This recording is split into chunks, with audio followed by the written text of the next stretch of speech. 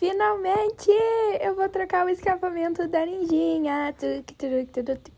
Eu não sei como a Kawasaki teve a capacidade de chamar isso aqui de escapamento, né? Porque isso aqui tá mais com um canhão. Mas enfim, chegou o momento mais esperado por mim, por você, por todo mundo. Vou trocar esta bazuca! Pelo amor de Deus, essa é uma bazuca.